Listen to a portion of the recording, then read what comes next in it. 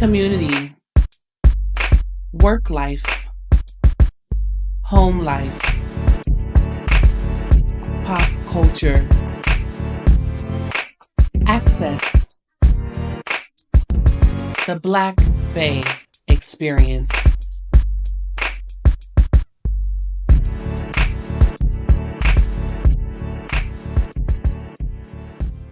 What's up, Bay Area? You know what it is. It's your girl, Cammie.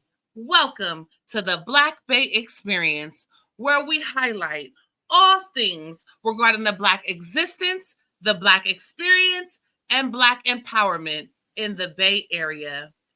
We need a platform to come together. So let's get right into it. Angela White sat down with Wendy Williams for a friendly girlfriend visit. During the visit, Angela let Wendy know how appreciative she was for the friendship, kindness, and grace that was extended during the media's blitz against her. Meanwhile, behind the scenes of Wendy's life, she was dealing with her own personal hell in the form of a cheating husband, an extramarital birth, and ultimately a humiliating decline and transition away from her iconic show. Today, we see the impact of the personal stress in Wendy's life, as well as her addictions, which may have possibly played a role in her condition to this day. We also know, as Black women, we are the most unprotected and unappreciated women in America. How has that impacted Wendy's life as she has worked herself to the bone? Because let's face it, most Black women do just that. We work ourselves tirelessly every single day. And by the way, we just talked about giving Black women grace during the previous episode. We know that the industry loves to pigeonhole Black women into messy gossip and drama. And Wendy's career embodied this trope as she took advantage and settled into this space in order to survive in the entertainment industry. So I encourage you to join me as I join Angela in giving Wendy the grace she deserves, despite your feelings about her career. We need to support Wendy during this time. We'll be right back with an oral history of the Bay Area, Part 1. Born in the fall season in San Francisco on September 22nd, 1946, Oscar James was the second oldest out of 5 boys born from Willie and Alice James. Oscar's father, Willie, was from Colfax, Louisiana, and his mother, Alice, was from Tyler, Texas. As a first-generation born native of the city of San Francisco, growing up, you could always catch Oscar running all over the city streets with his younger brother, Willie, as they were only 1 year and 12 days apart. After finding oil on her 800 acres of land in Tyler, Texas, Oscar's grandmother, Eileen Washington, came to San Francisco in the 1920s and became the first Black homeowner in Bayview Hunters Point as she paid cash for their family home on Paloux Avenue. Similarly, like my great auntie, the late Verdella Box, who owned the first beauty college in San Francisco. As an only child, Oscar's mother followed her mother to San Francisco in the 1940s, where she later met and married Willie James, and they lived in the barracks owned by the Navy on Navy Road in Bayview Hunters Point, where Oscar was born in 1946. Now, before television, church was the main source of entertainment. Oscar's father was a part of a quartet where he and his family would travel as they performed all over the Bay Area church circuit in the late 1940s. Now, due to redlining in 1951, Oscar's parents were refused access to home ownership in the Westlake and Lakeview communities, where they ultimately were forced to remain in Bayview Hunters Point, purchasing a home on Hall Street, and later in the neighboring community of Bernal Heights in 1959 on Nevada Street during the White Flight. Now, in the 40s and 50s, redlining was at an all-time high, where Black families were only allowed to reside in the Bayview Hunters Point, Fillmore, and South Park communities. Now, in 1970, they renamed the South Park community to Soma, which is what we know of it today. Growing up, Oscar attended school at Portola Middle School, where Martin Luther King Middle School is now located today. Like many inner city youth, just like myself, Oscar participated in summer jobs from 1961 to 1964, working at the Hunters Point Naval Shipyard, Golden Gate Park, earning a whopping $1.25. During high school, Oscar attended Woodrow Wilson, my high school alma mater, where he graduated, class of 1965. Go Warriors! As social clubs were the social norm in the Black community, Oscar joined the Egyptians Social Club at 13 and later the Vanguards at 17, where he would find himself not only hanging out and attending parties, but participating in political processes that led to influencing equitable community development for decades to come. As Oscar began his journey as a troubled youth, his evolution into an activist would impact the world we live in yesterday, today, and tomorrow. At the age of 19, Oscar joined community politics. And the next year, at 20 years old, he would marry his wife of 56 years, Patricia James, and they had 4 children, 2 boys and 2 girls. In 1968, Oscar joined the Joint Housing Committee with fellow leaders Miss Westbrook, Miss Garlington, Miss Cashmere, Ben Criswell, Sam Jordan, Miss Kennedy, Miss Webb, and the remaining committee.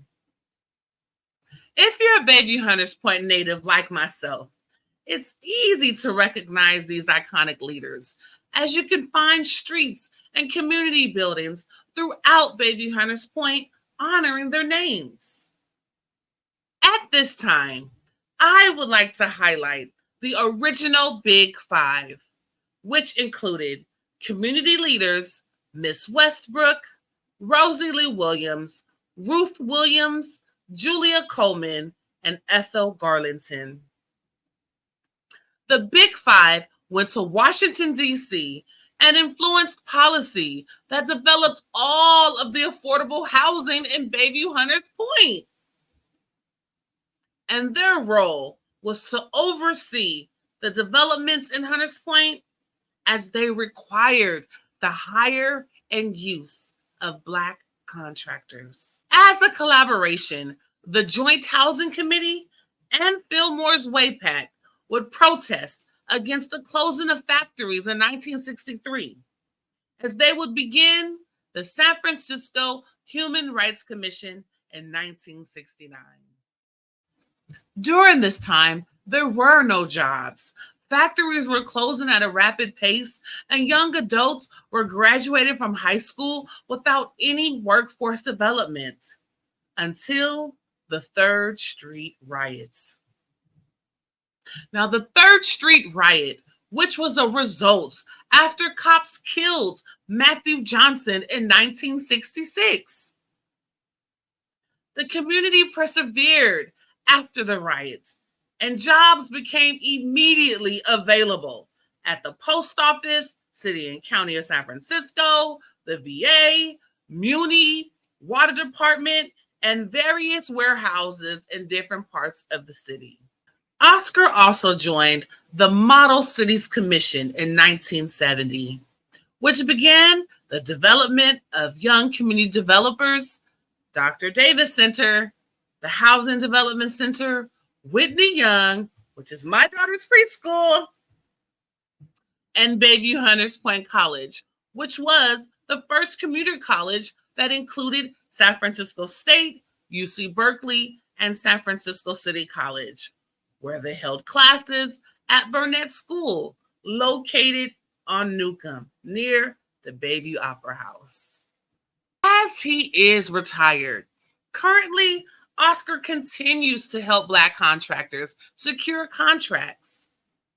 He also influences and advises the Office of Community Investment and Infrastructure on a volunteer basis as he continues to make recommendations for enforcement regarding certificate of preference holders for grandkids.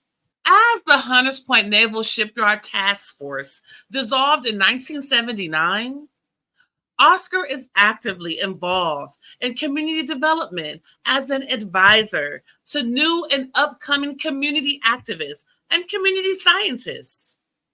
Oscar's mission is to pass down his primary knowledge and pass the torch to the next generation.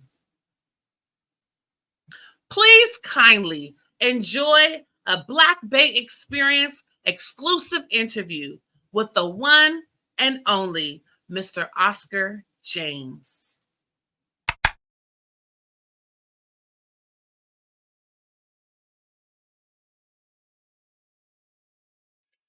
This here used to be stores down in here.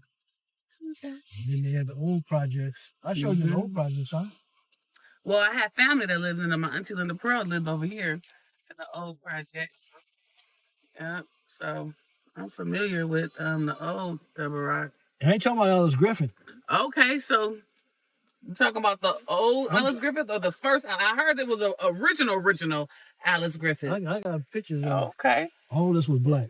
All this was black. Yeah. Restaurants and what have you. Around the corner was the pool hall. So what was it like being Black in the 60s in San Francisco?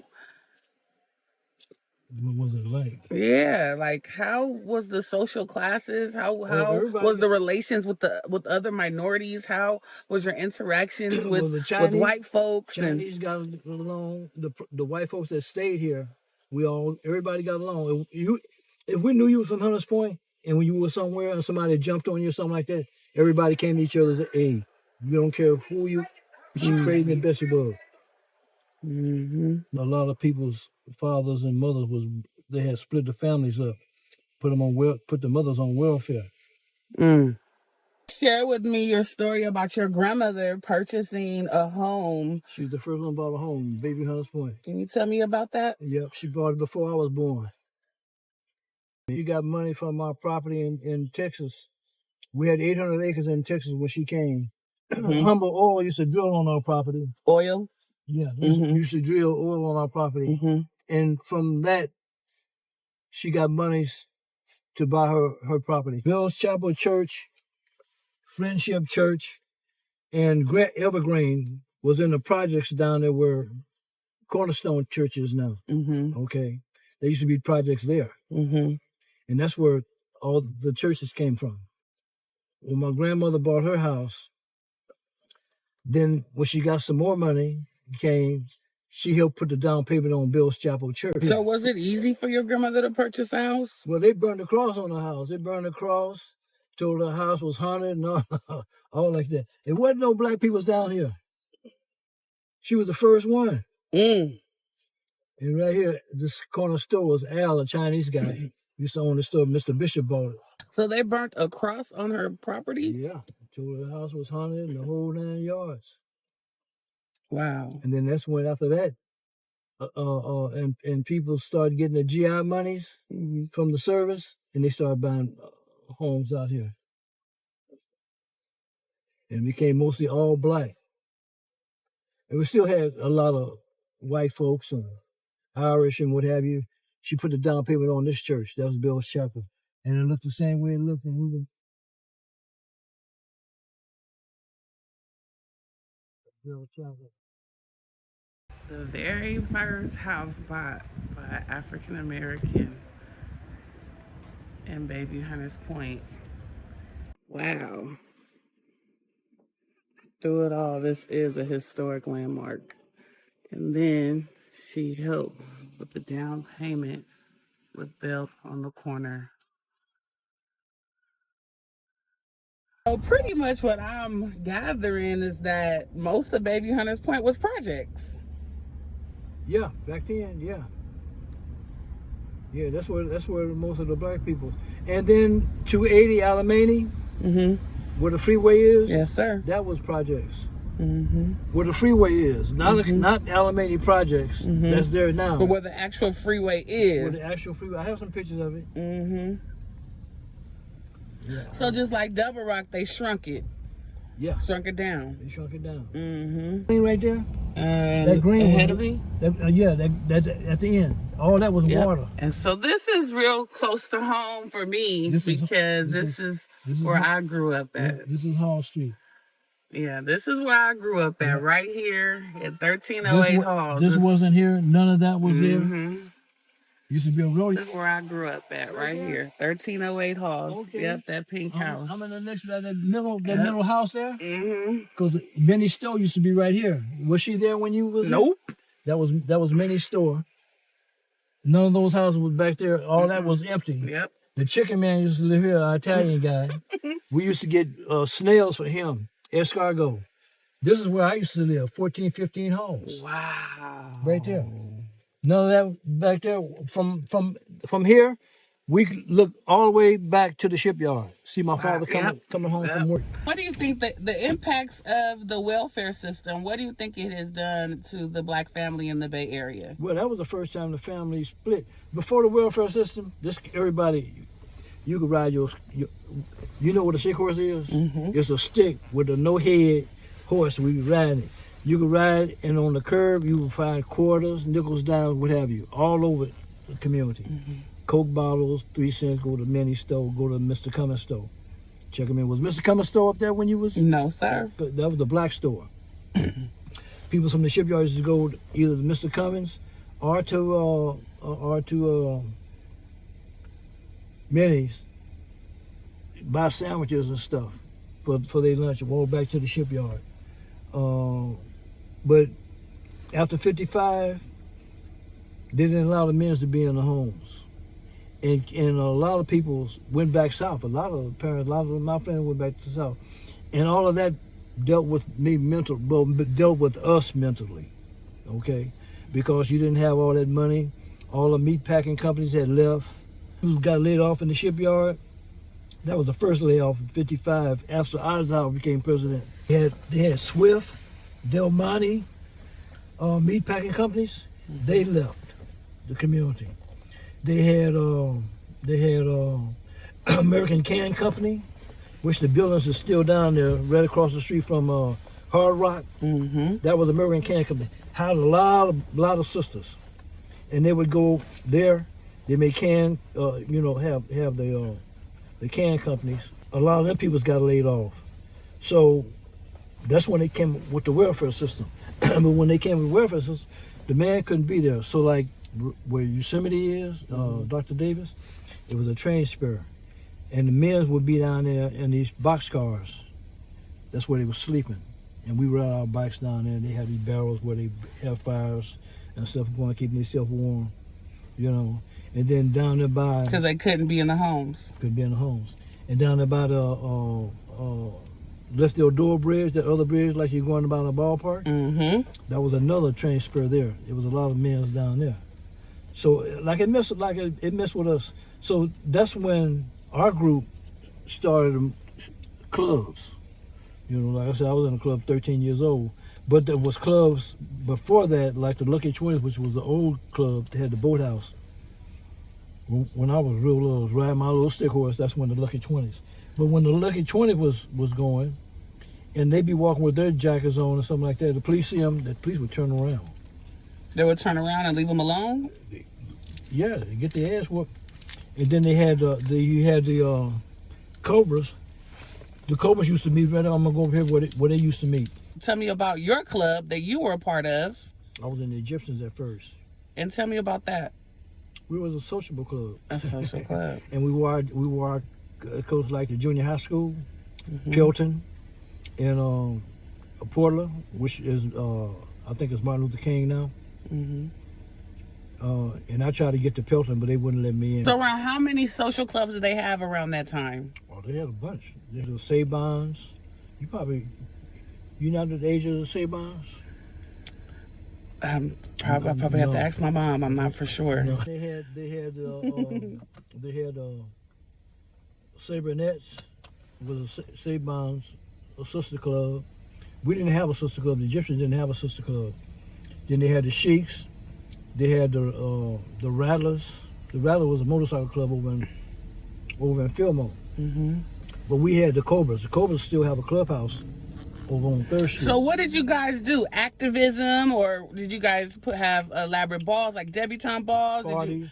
Parties. That's where you had mostly, like when Double Rock before Double Rock was open, the old Double Rock, we had a big party before they tore the old projects down.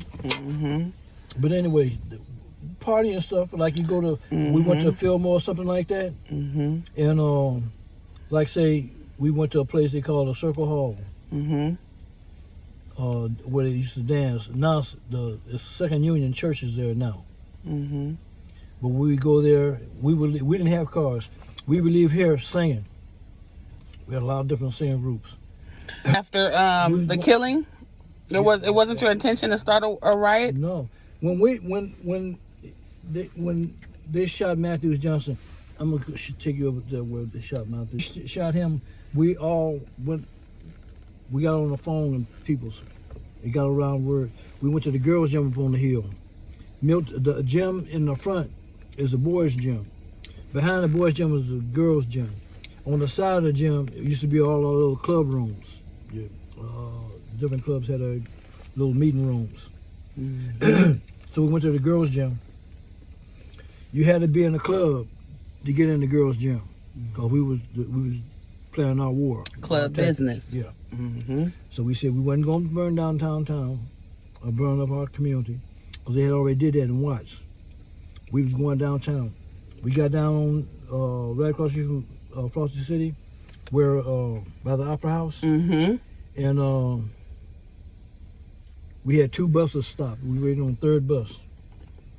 So we had a load to go downtown. To go downtown. We went downtown and do what we gonna do downtown, you know. But we was there waiting. A brother named Archie Hunt and another person went in the spotlight and started stealing wine and shit, breaking up, and we kicked their ass because Tony, who owned the thing, that was the only place you can go and get your check cash. You get a check, they would cash your check. You go up to Nick's, the Rexall drugstore in Palouse, he would cash your check. People broken both of them, start messing up. So we kicked their ass, sent them back up on the hill. You know, they disturbed everything. By the time the police came, and they brought a bunch of police before the thing, so they blocked us off from going down there. You know, going downtown. So everything happened right there. Right there on 3rd in Palouse. And then that night, because, you know, we disrupting, doing shit to the police and stuff. You know, we wasn't scared of no police.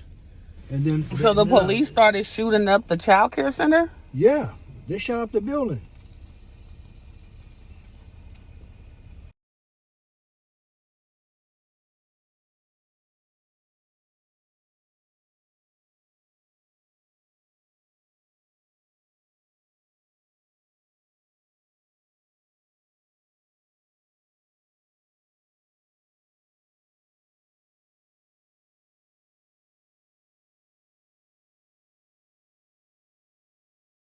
When I told him, I said, go down there and tear up Kennedy shit. Because you gonna go, Kennedy was cheap.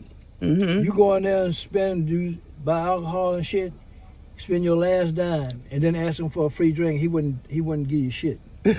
You know, I go down and tell that motherfucker, you know. If you was right, you was right. Right. You know what I'm saying? We, you know. But we whooped Archie and his ass. You know, because they messed up everything. Right. You know, because that wasn't our plans. Right. And what do you think is the difference between the communities in the 50s and 60s versus the communities now? We were more together. We were more together. Yeah. Every time black folks got to a position where they were started doing something constructive, they always brought different drugs in. Like just before we got out of school, this is 64, 63, 64, they brought the pills in, which was Benny's and Reds. You ever heard of them? Benny's and Reds. Yes, sir. I almost OD'd on Benny's and Red.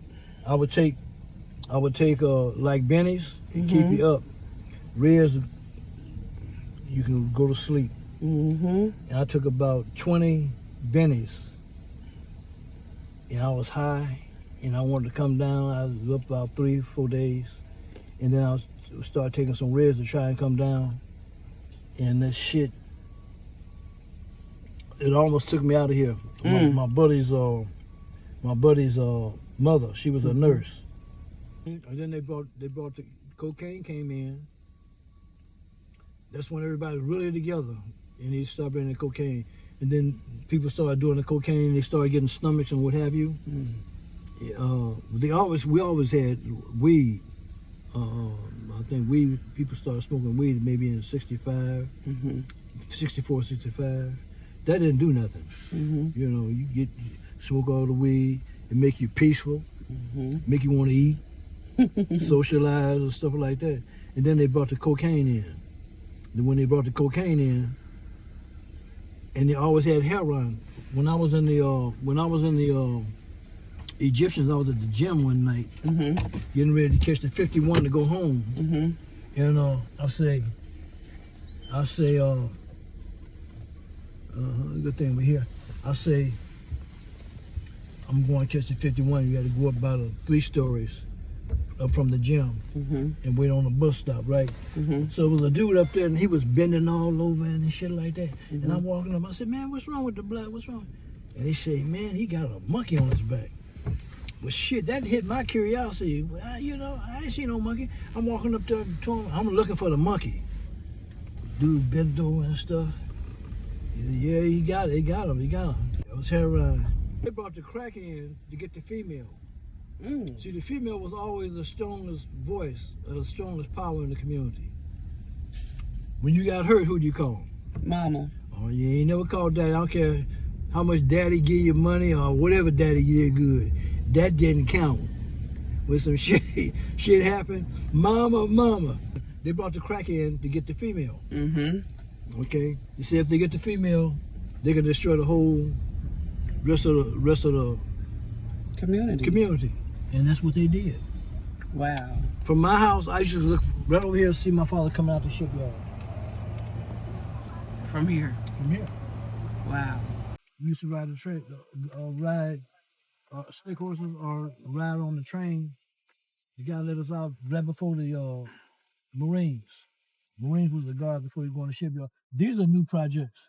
They built these in 54, 55. And we used to hop these gates. Right here, there used to be a cul-de-sac right here. This is where Etta James used to live. Oh, wow. The singer Etta James, she used to live over here. Wow. And so what, did the Navy buy this land? What? This is all Navy. All this was Navy. Okay. And so they had the projects and housing over in the cul-de-sac. When I say the projects, they were barracks. The Navy owned them. We rented from the Navy. 57. That's when they turned over to the Housing Authority. Oh, so originally the Navy owned those barrack housing. Right. The people who worked in the shipyard lived in these units. Now over here, this is old Navy Road. Navy Road used to go all the way over here. All the way. And then close it off. Used to come through what Charles Drew is. They used to come through Charles Drew. That was where you came in the Navy Road. The guns came in. That came in what in the late 80s or whatever. I don't really know about them, but I know they had dropped some guns over in Double Rock and guns in Fillmore, a trailer full of guns. And that's how them youngsters got them guns. So like the Uzis, Jack 10s, all that shit. I don't know nothing about that. Of course, you know, a few eras later. If I see the So the Navy gave the housing authority of the city the Oakdale projects in the 60s. All of the new projects Mm-hmm. about Kiska, Harbor Road, well, not some of Harbor Road, but the ones that they built in the 50s, like about a gym. Yep. They gave them. I got a picture when Velva Davis had came up. When she first got her job, she came up here to do a story on the wartime housing where they was getting ready to build. Right over here was Hunters Point 2. That was a school there. This was Hunters Point 1. That was a housing authority. We used to walk from Navy Road to this housing authority, which was the Navy when I was little. So what happened with Willie Mays? You know, they had a rally. He came to the rally. He brought a ball, he brought a glove, and he brought a bat. And had a raffle. Brother won the ball, brother won a glove, and a white boy won brother won the bat, the ball. All this here was the Navy right here. We tried to get that to Housing Development Corporation, Mr. Pitcher, when that was one of our Model Cities programs. Bat, a brother got the ball. Okay. No, brother got the bat, a brother got the glove. White boy got the ball. Willie Mays said, "You too big." He went over to the brother, got the mitt. He went and gave it to a white boy. So white boy got the ball, and he gonna give him the glove. White boy got the glove. He went to the other brother, told him he was too big, got the bat, went over and gave it to another white boy. We jumped up to whoop his ass. He took off. So we running after him. We gonna kick his ass. Because he gave the white dude. Yeah, giving all the white people all the shit. You know, and most of the people usually out in the center was black. We chased his ass, and they had a guy that used to be an announcer, Russ Coughlin. He was an announcer, and he was running. We said, "We don't want you. We don't want you. We want Willie." Yeah. That was the nigga at the dope. Anytime they did something wrong, when they did Fillmore, they tore up Fillmore. They tore up all of her historical landmarks. So they wanted to come out here in 60, 66, 67 after the riot. They wanted to come out. So they were dealing with Miss Westbrook and all this. And I got wind, me and this brother named David Gillen, we got wind, and we started going to the meetings. I was in the Egyptians. He was in the Vanguards at that time. I didn't get out the Egyptians and get in there. Then, when I got in there later on. But anyway, we would go back and we tell our club members what was happening. Man, they getting ready to build houses up here, blah, blah, blah, blah. So they kept telling us, when they want us to come down to the meeting, let us know. They'll go. So we'd go. Adam Rogers, he would always be in there because he was way older than us. He was Alioto's man. Oh, so you've been in housing development for a very long time. I've been in housing development since 1968. Okay? I was the youngest person. Me and David was the youngest person on there. We were still wearing our headscarves. Okay? But I was dodging the police. Like I told you, we had an incident. Yes, and they was trying to get me, so I said, well, hey, I had to change my whole life. I had my hair down here, you know. It wasn't no process or nothing. I had long hair. All right. That's what we started doing the natural. And I was a player. We wasn't in no drugs back then. You know, that was before the cocaine came. We, smoked a little weed. Bennies and Reds, which messed us up. But basically, just smoking weed and everybody getting along together. Unless somebody came over like South Park or Fillmore came over to start some stuff, we start some stuff. Everybody got along. If you used to go to the beach, Fillmore, Hunters Point, South Park. Then when people started moving to Lakeview, they would go. They had a club out in Lakeview called the Conquerors, and they would come have a nice time. You know, unless somebody started messing with somebody's girlfriend or something like that, and then the shit would break out, where people started fighting. But other than that, black folks got along. What happened to all of those social clubs? We stopped them. And to me, that was the worst thing we could have done because we were organized. You see what I'm saying? Like our club, we get on the bus coming from Mission, Bell, wherever you was going to school, and all the people's on there our age, and you talking your shit. You know how people be talking, young people be talking, and the older person you on the bus, I don't care if she was white, I don't care if she was black, Chinese, whatever. We stopped all that, okay, and we rode on the bus. You sitting on there, everybody got their seat.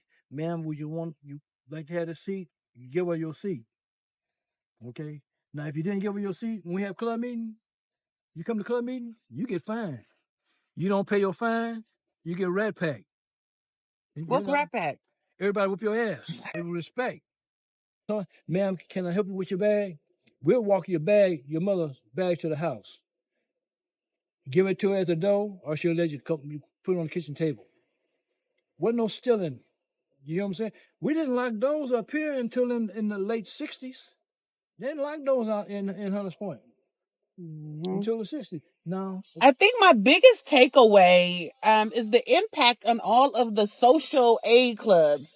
As I am HBCU, Dillon University, and I'm a part of the Baby Doll Ladies Social Club in New Orleans. Okay. I'd like to know, do you think that creating and establishing these clubs again in the Bay Area in San Francisco would help and mitigate all of the social norms that have just gotten out of control in Bayview Hunters Point? Do you think we need to reinitiate social clubs in the Bay Area? I think they should. But the main thing is them learning their history. You know, you have to know your history. Like our peoples, they taught us our history and how what affects one person affects us all. If they see one person doing bad, they say, look at them. All of them like that. And they have to understand that. Absolutely. This is a personal question for me, as I was born in 1978, December 1st, 1978. During the time when my grandfather was being buried from the Jim Jones massacre in Guyana. Okay. And so I'd like to, I've heard a lot as my mother mourns every year, my family mourns every year. I'd like to take it back to when Jim Jones first got here to the Bay Area. And what was the word on the street? What was the vibe? How did he recruit so many folks? And how was he successful in this massacre? Well, we ran Jim Jones out of Hunters Point. He was on 3rd, what used to be the EOC office. With 3rd, where they have a restaurant. I don't know what the restaurant is, but it's right on the corner of 3rd and Mendel. Mm-hmm. We were there. It was a little, like a concrete thing. He was standing on it, called himself preaching with his sunglasses on. Mm-hmm. And me and a couple other people, we went over. This ain't nothing but the devil. You know, because he had the glasses. How you gonna preach and have dark sunglasses on? But he hurried up and left. Bayview Hunters Point. Bayview Hunters Point. And then so you guys found out that he was landed over there in Fillmore. He was on Church and Street. So you guys was hearing the demise of all these folks going through and, you know, being overly committed to his cult. He got a lot of smart people. John Wesley became a part of his company. He used to have the Texas Playhouse, and he had Wesley Johnson Pharmacy, but he went over there with him. Wow. You know. And so from the highly educated. Yeah. And so from a neighboring community, what was that era like when you were seeing the mecca of all these black folks going to Guyana with this white man? But we didn't know over here. You know, like one night I was waiting for a brother named Charles Franks. He want to start a new Bayview. And I was waiting for him coming out of the Sun Reporter. And I'm parked there and I seen all these people come out of this building next to him, walking, going down to Gervais Street. They were in a line. And they had a candle. And they were just walking. I'm saying, what is this? And then when Charles came, Kareem, he didn't change his name, he's Muslim now. He changed his name. So when he came out, I said, man, who's them people walking all out there? He said, that's Jim Jones people. You know, and they was walking to Gervais Street, right behind the film auditorium, It was a building that they were. In that People's was their Temple. church. Mm-hmm. Yeah, but you know, that's all I really knew about them. But I knew he was a devil when he came over here trying to recruit people. Mm-hmm. You know, and we scared him. He got off that that platform and had it up.